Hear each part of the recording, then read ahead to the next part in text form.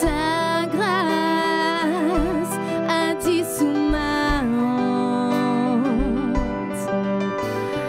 Dans l'océan, ton amour sans fin. De tout mon cœur, j'offre tout, Seigneur. Trouvé en Christ, je vis son amour à jamais. De tout mon être, par ta grâce, je viens. La plus belle histoire d'amour est en toi, mon sauveur.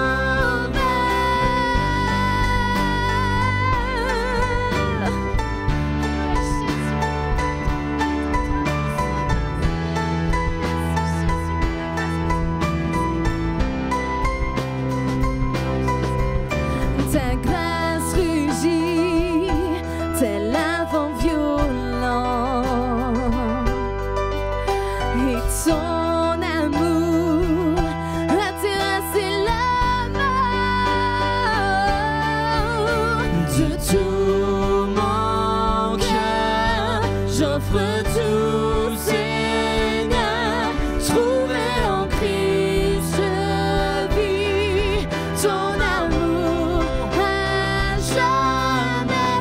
De tout mon être, par ta grâce, je viens. La plus belle histoire d'amour est en toi, mon sauveur.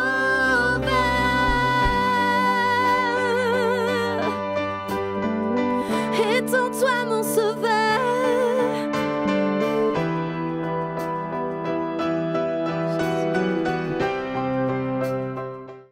Et ce matin, j'aimerais aller dans la continuité du message que j'ai donné hier, que je n'ai pas eu le temps de finir parce que le temps était court et c'est surtout que j'ai parlé longtemps. Et j'aimerais donner le deuxième point. On a parlé que Dieu est un fin stratège. Vous avez entendu parler de l'histoire de Christian.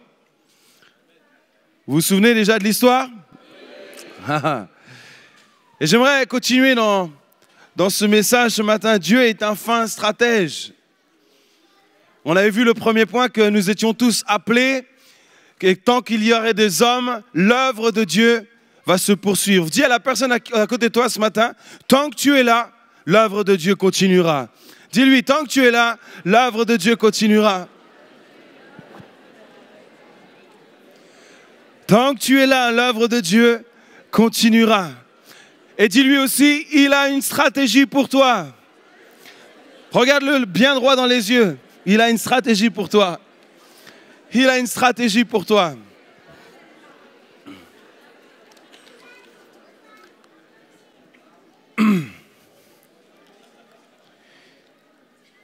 Vous savez, un des pièges de l'ennemi, c'est de nous limiter. Et parfois de nous limiter en nous pensant que ce que nous sommes aujourd'hui, c'est la finalité de ce que Dieu avait prévu que nous soyons. Il y a des gens, ils se disent, mais aujourd'hui, qu'est-ce que je peux faire de plus? Si tu es sur terre, c'est que tu n'as pas fini. Tu as encore quelque chose à découvrir. Tu as encore un pas à faire. Tu as encore besoin d'avancer.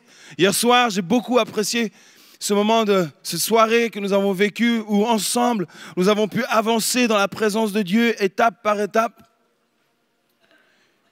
Hier soir, beaucoup de jeunes ont été touchés par la présence du Seigneur, par la puissance du Seigneur, la puissance du Saint-Esprit qui est tombée sur eux, qui était là. Beaucoup de jeunes étaient là à genoux, recevant vraiment ce que le Seigneur avait prévu pour eux. Et je me dis, c'est un pas de plus. Et nous avançons chaque jour à cause des rencontres que nous faisons avec notre Jésus. Mais l'ennemi a cette stratégie, lui aussi, de nous limiter. De restreindre notre pensée, restreindre notre foi, restreindre notre désir, notre passion. Est-ce que vous savez comment on élève les petits éléphants dans les cirques? Quand le petit éléphant naît, on va le prendre, on va le séparer de sa mère Et pendant quelques jours, on va l'attacher avec une grosse chaîne. On va mettre une chaîne à sa patte. Et puis ce petit éléphant va essayer de se libérer de cette chaîne. Il va essayer, tant bien que mal, il va essayer. Il va essayer jusqu'à ce que la chaîne commence à pénétrer la chair de sa patte. Et puis, sa patte va commencer à saigner. Et puis, à cause de la douleur, ce petit éléphant va s'arrêter. Et qu'est-ce qu'on fait après? On prend ce petit éléphant, on le détache, on le soigne et on le remet à sa mère. Et puis, quelques jours, quelques semaines après, on reprend ce même petit éléphant, on le remet au même endroit, on l'attache à un piquet, sauf qu'on ne met plus une chaîne, on met une corde. Et puis on met une corde à ce petit éléphant. Et puis de nouveau, il va essayer, de nouveau, il va essayer, de nouveau, il va essayer, de nouveau. Et puis il va commencer à ressentir la douleur, puis à un moment donné, il va arrêter. Et puis une fois qu'il a arrêté, on va venir, on va défaire la corde, on va le soigner à nouveau, on va le rendre à sa mère. Et puis, quelques temps plus tard, on va reprendre ce petit éléphant. Ça ne sera plus une chaîne, ça ne sera plus une corde, ce sera une ficelle. Juste avec une ficelle attachée à sa patte. Et à chaque fois que le petit éléphant va vouloir se détacher de cette ficelle et qu'il sentira une résistance, il va s'arrêter. Pourquoi? Parce qu'il est dans le souvenir de ce qui s'est passé avant. Cette corde, cette chaîne, puis finalement, cette petite ficelle va limiter totalement sa vie. Et je crois que bien les chrétiens sont comme ça. Ils ont essayé, et puis, la douleur les a limités. Et puis, ce n'est plus des chaînes, ce n'est plus des cordes, des fois c'est juste une petite ficelle, et puis on pourrait se dire, mais l'éléphant, c'est ridicule, il n'aurait juste à mettre qu'un coup de patte, et il se séparerait de cette ficelle, c'est ridicule. Mais son esprit, sa pensée, sa mémoire le limite. Et je crois que bien des fois, nous sommes limités à cause des échecs du passé, à cause des souffrances du passé. Cela nous limite dans notre marche et dans la stratégie que Dieu a prévue pour nous. L'ennemi veut nous limiter. L'ennemi veut limiter notre pensée. L'ennemi veut toujours limiter notre foi, limiter notre passion. Il veut faire en sorte que nous soyons toujours les plus petits des plus petits. Alors qu'au-dedans de nous, nous avons le Dieu Tout-Puissant, l'Esprit de Christ, l'Esprit qui a ressuscité des morts, le Fils de Dieu, est en chacun de nous. Quelqu'un disait cette citation, oula, je ne sais pas si je dois la dire. Il disait, Jésus a été ressuscité des morts, il s'est levé de la mort, et nous n'arrivons même pas à nous lever de notre lit pour prier.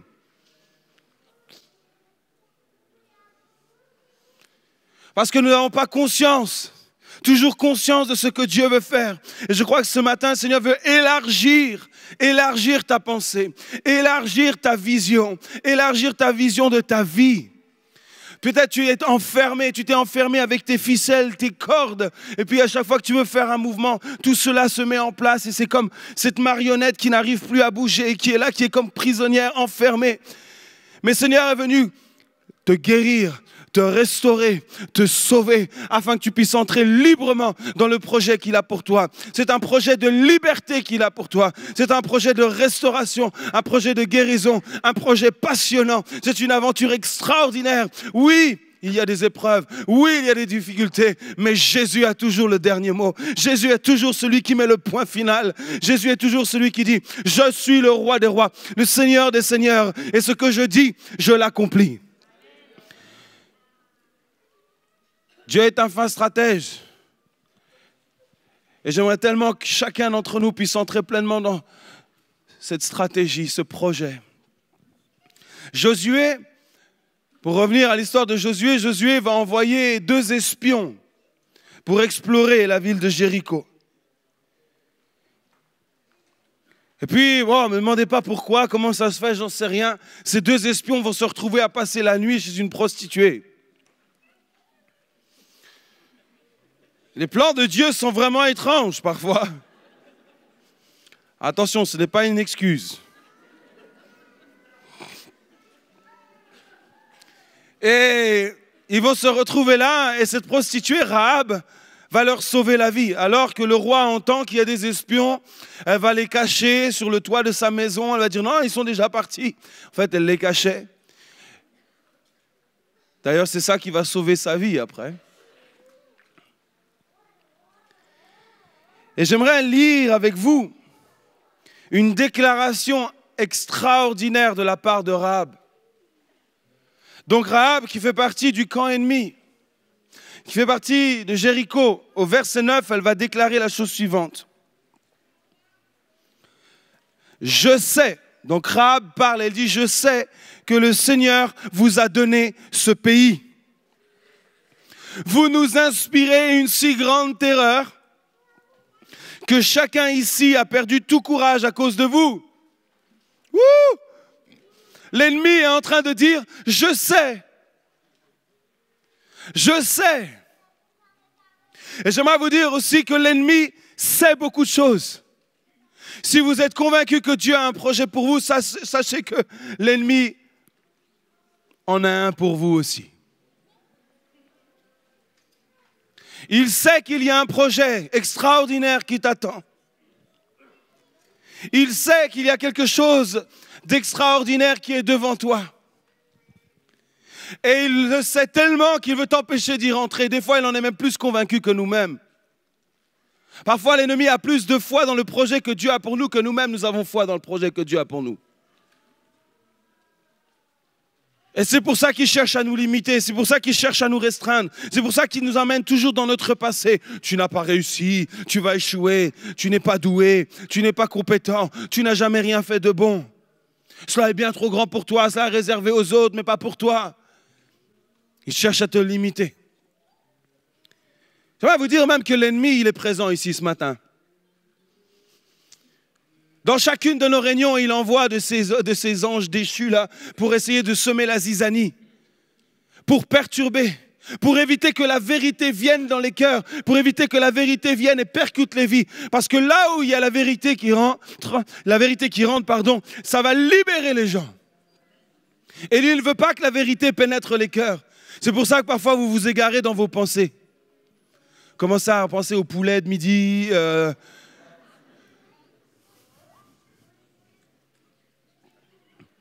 Et il est là pour perturber. Il sait que son temps est compté. Mais là, Rahab dit, je sais que le Seigneur vous a donné ce pays. Je le sais, c'est l'ennemi qui parle. Vous nous inspirez une si grande terreur.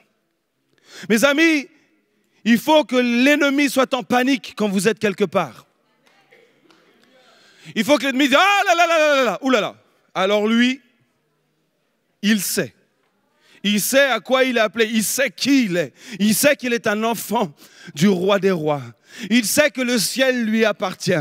Il sait qu'il est enfant de Dieu. Il sait qu'il a autorité dans le nom de Jésus.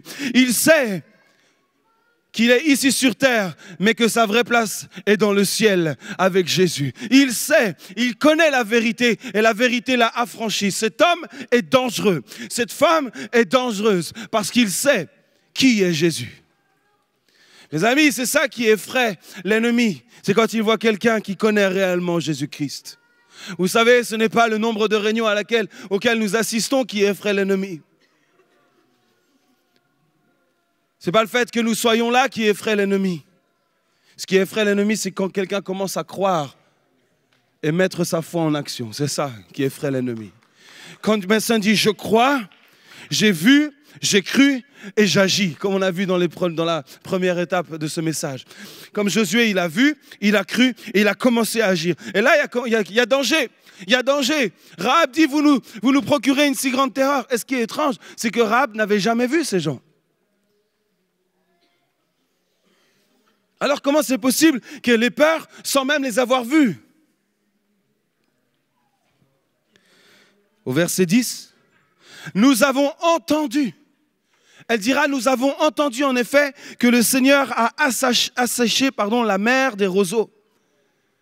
Nous avons entendu que votre Dieu est un Dieu extraordinaire. Votre Dieu est un Dieu de miracles. Mes amis, j'aimerais vous le dire ce matin. L'ennemi va être effrayé au moment où tu vas commencer à confesser de ta bouche, commencer à proclamer la grandeur et la puissance du nom de Jésus-Christ.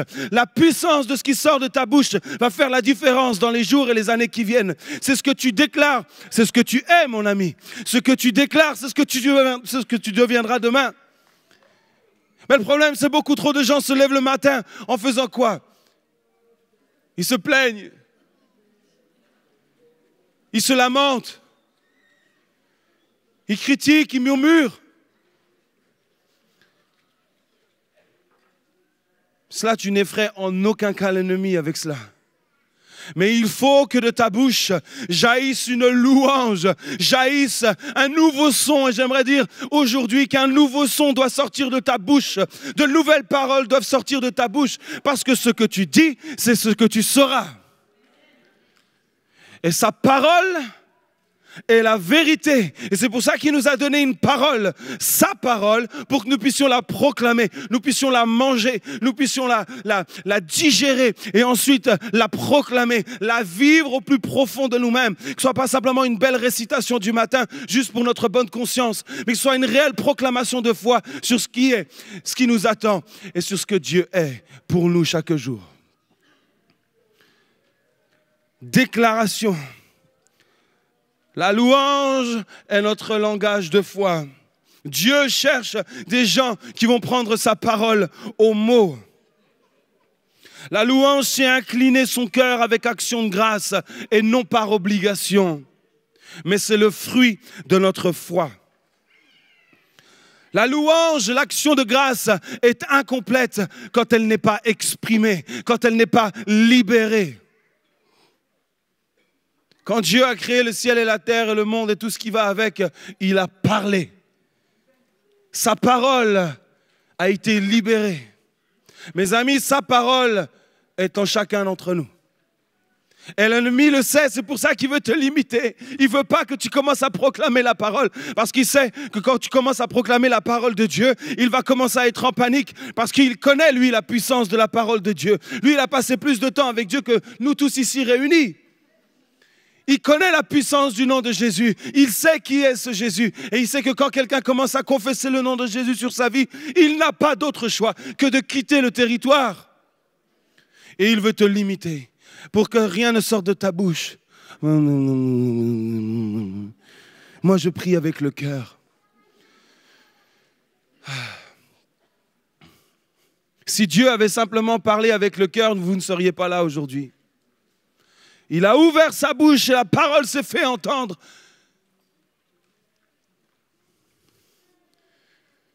Cette parole, nous devons la proclamer. Pourquoi c'est si dur parfois? Parce que c'est là qu'est le secret. C'est là qu'est le véritable combat. La proclamation de la vérité. Notre adoration, notre louange présente le parfait sacrifice qui est Christ devant le Père. Mes amis, la louange, l'adoration ne commence pas quand nous commençons à chanter, ni se termine à la dernière note du clavier, même si Jérémie joue très bien. Si nous ne savons pas le louer avant que la musique commence, nous ne le louerons pas non plus après qu'elle ait commencé. C'est tous les jours que nous devons proclamer la vérité. Nous levons en proclamant la vérité. Proclamons la vérité sur notre vie. Et quand les pensées viennent, je proclame la vérité. Je sais qui je suis. Je sais qui est mon Dieu. Je sais qu'il m'a choisi. Je sais que j'ai été choisi et oint par lui. Et j'avance dans ses projets. Je sais qu'il a un plan pour ma vie. Je sais qu'il a un projet pour moi. Je sais qu'il y a une espérance en mon Dieu.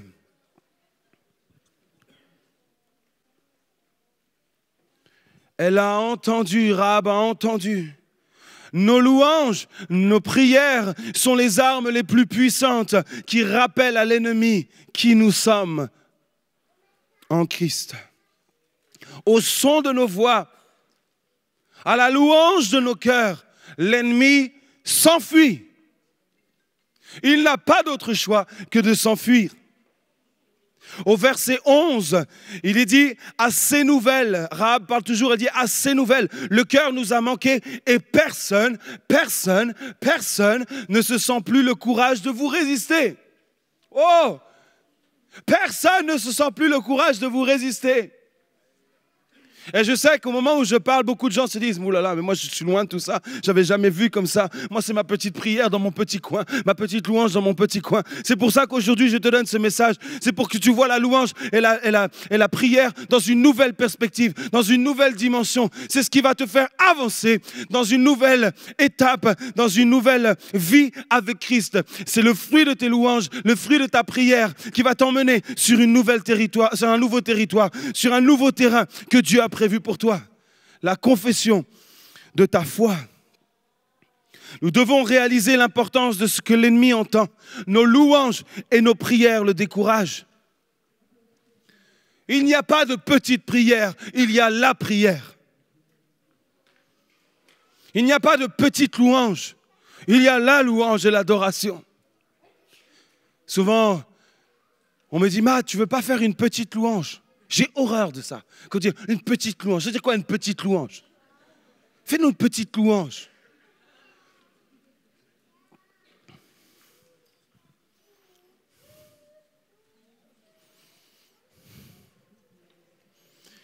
Si nous vivons une petite louange, c'est que notre conception de Dieu est petite.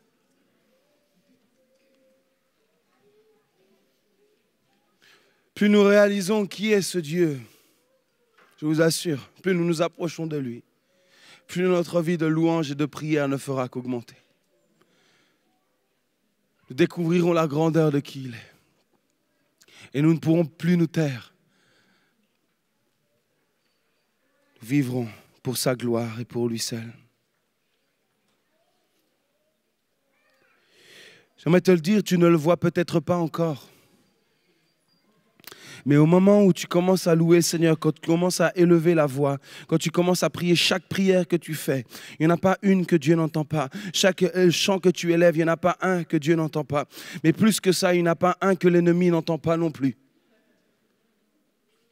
Et sans que tu le saches, le fruit de tes louanges et le fruit de tes prières sont en train de préparer ta future terre. Ton futur Jéricho que tu ne vois pas. Le peuple d'Israël ne le voyait pas.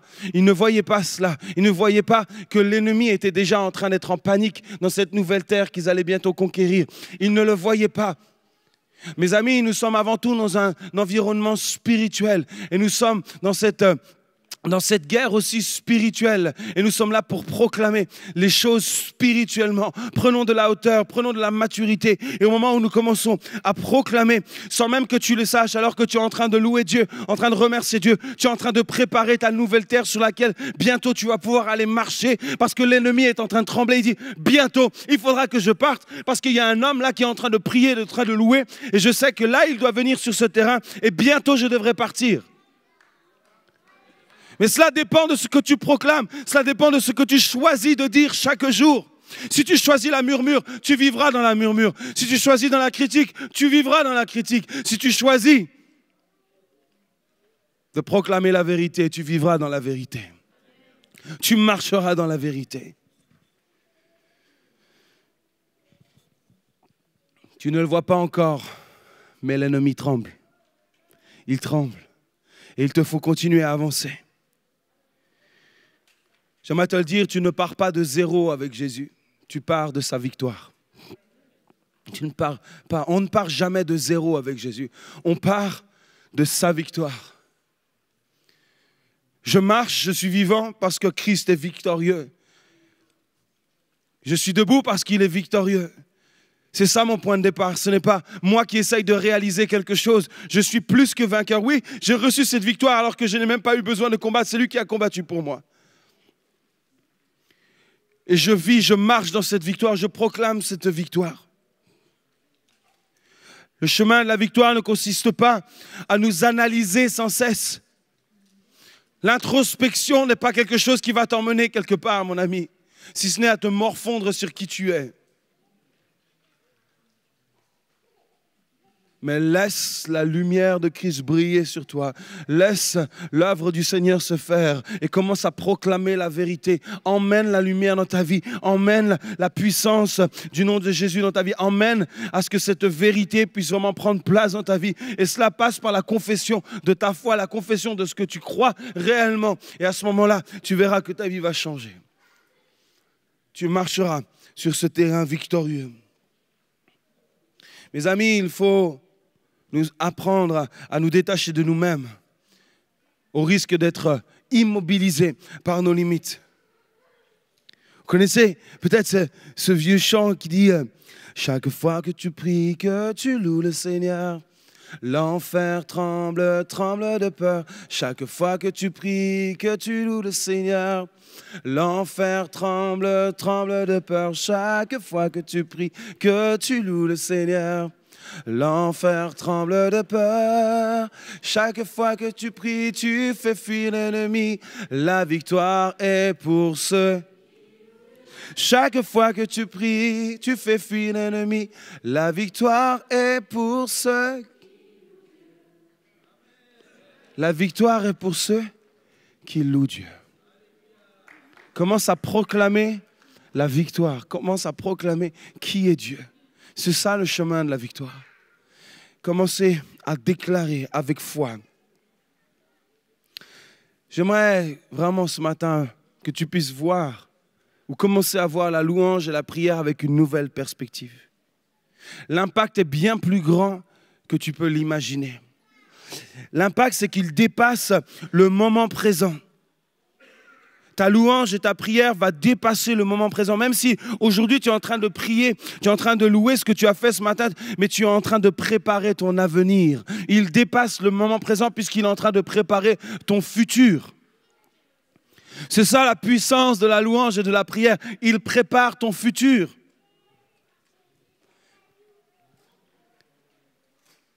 La louange et la prière, je crois, ne peuvent pas être basées sur une émotion. Ce n'est pas la base. Ce n'est pas une émotion que l'on ressent. C'est une conviction que nous proclamons. Parce qu'il y a des jours, on n'aura pas forcément envie. Et pourtant, c'est cela qui trace notre vie. Il nous faut entrer dans cette dimension. Entrer dans cette dimension. C'est gagner d'avance. C'est gagner d'avance. Vous connaissez l'histoire, ils sont arrivés. Est-ce qu'ils ont eu besoin de combattre? Non. Il y avait une stratégie, il leur a demandé de tourner 6 fois et puis la 7e fois, ils ont commencé à proclamer, à chanter, à crier. Et là, les murs sont tombés. C'était gagner d'avance. Gagner d'avance. La louange et la prière préparent ton futur. Ce n'est pas toi qui combats. Ce n'est pas toi qui combats, mais le combat est déjà gagné. Souvent, nous raisonnons en disant, mais il faut que je combatte. Non, si tu penses ça, c'est que tu n'as pas compris que Christ a déjà tout gagné. C'est à toi de marcher dans la victoire, mais ce n'est plus à toi de combattre. Tu ne peux rien gagner de toi-même. Qui es-tu pour vaincre l'ennemi? Personne. Je marche dans la victoire. Ton combat, c'est de marcher dans la victoire. Ce n'est pas de combattre. Ne faisons pas erreur. Beaucoup de gens ont l'impression qu'ils se battent. Oh, je suis dans les combats. Presque tous les jours, ils voient des démons, ils voient des choses qui se passent.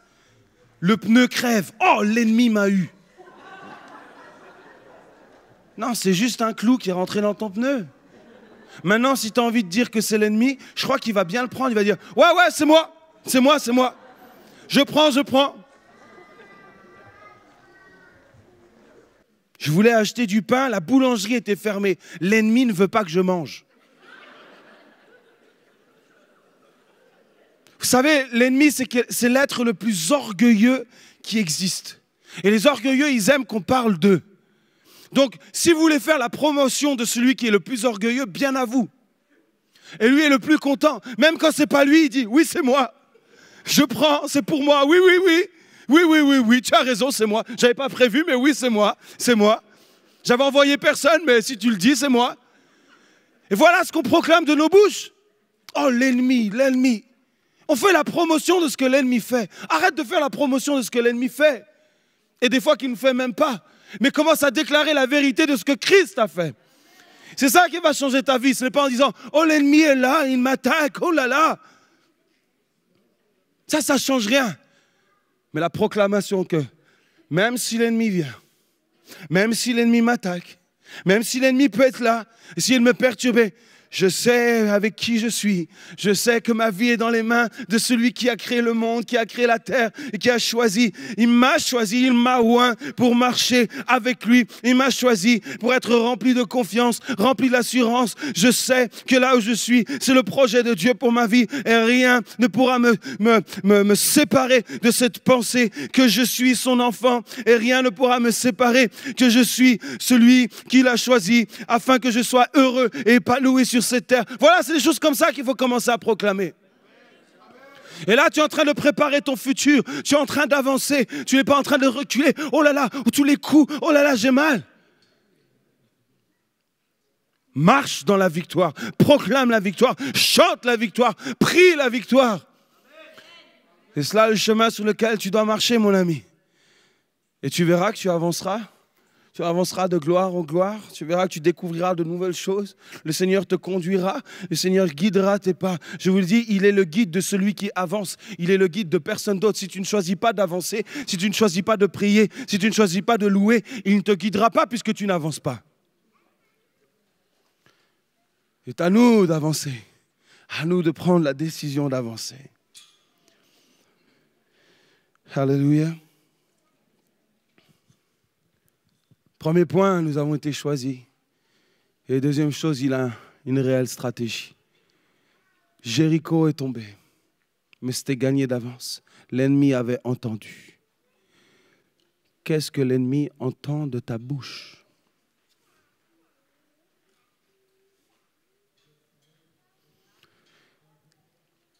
Qu'est-ce qui sort de ta bouche? Sur ta vie, sur la vie de tes proches, sur la vie de tes enfants.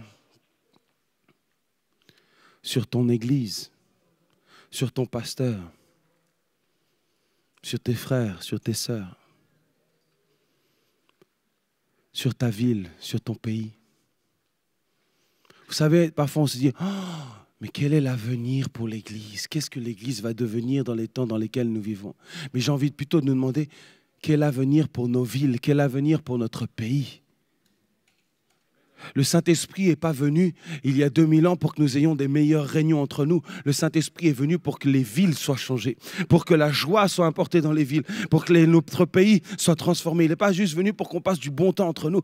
Vous avez vu ce qui s'est passé, ils ont reçu le Saint-Esprit et ils sont partis pour emmener ce qu'ils avaient reçu. Ils ont avancé, ils ont marché dans la victoire. Ils ont commencé à chanter, à proclamer et ils s'entretenaient par des hymnes et des cantiques et ils se portaient dans la prière et ils avançaient de ville en ville. Saint-Esprit n'est pas venu juste pour nous faire du bien juste entre nous. Il est venu pour changer nos vies, transformer notre puissance en nous et nous envoyer. L'avenir de notre pays est entre nos mains, nos amis. L'avenir de votre ville est entre vos mains. L'avenir de votre église est entre vos mains. Votre avenir est entre vos mains, mais pas que. Nous sommes responsables pour la génération dans laquelle nous vivons. Et l'héritage que nous allons laisser pour celle qui vient. Ça va? Proclamation, c'est tellement important.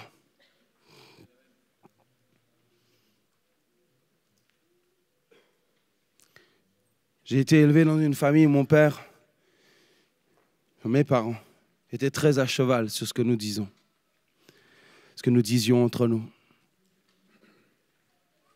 J'ai jamais entendu mon père dire un gros mot. Jamais.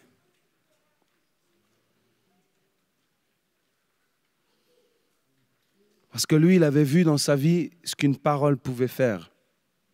Et la puissance d'une parole peut détruire. Il a dit, chez moi ici, on ne se détruit pas. on s'encourage. C'est ce que nous disons. Et vous, pères de famille, mères de famille, proclamez de belles choses sur vos enfants. Proclamez. Proclamez. J'aimerais terminer simplement en priant. Simplement, on va tous prier. Et j'aimerais que tous ensemble, nous commencions ce matin à proclamer des choses. Moi, je vais déclarer quoi maintenant? Je ne l'ai jamais fait, moi. Je n'ai pas l'habitude de faire ça. Mais il faut commencer tout simplement, c'est un exercice, il faut prendre cette habitude. Dire, Seigneur, de déclarer que je suis ton enfant. Vous savez que c'est impossible de dire gloire à Dieu puis d'être maussade en même temps? Vous ne pouvez pas dire gloire à Dieu puis en même temps, gloire à Dieu. Non, gloire à Dieu, c'est tout de suite ça. Ça élève ton âme. Ça élève ton cœur. Dis gloire à Dieu. Gloire à Dieu. Alléluia. Louange à l'Éternel. Rien que de dire ça, ça stimule quelque chose en toi. Ton être spirituel est encouragé et fortifié. Est-ce qu'on pourrait faire ça pour terminer, tiens? Gloire à Dieu. Louange. Non, fais pas ça assis, les amis. Ça, attendez, c'est quoi ça?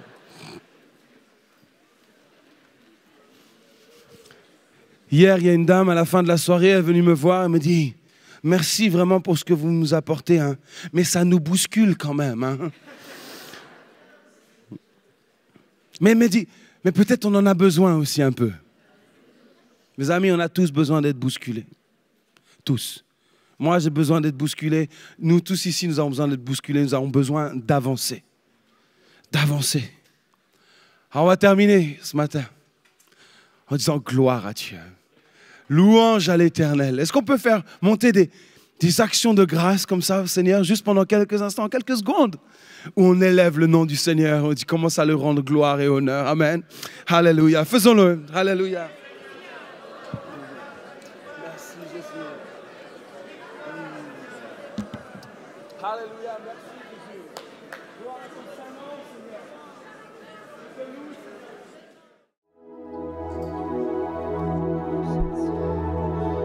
Car tu es Dieu au-dessus de la terre, tu établis ton trône dans les cieux,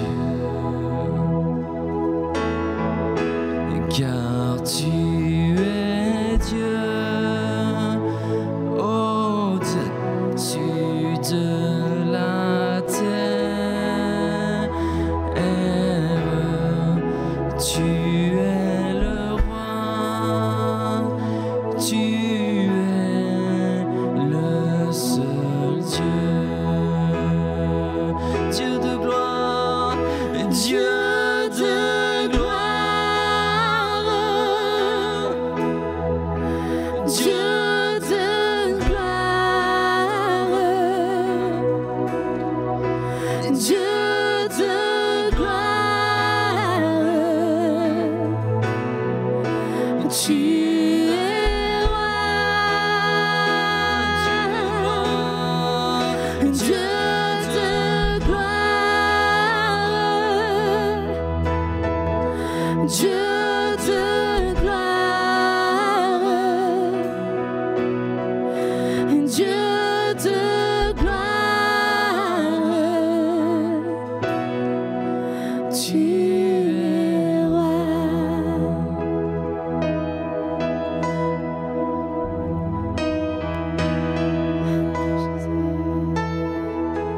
Car tu es Dieu au-dessus de la terre, tu établis ton trône dans les cieux. Car tu es Dieu, car tu es Dieu.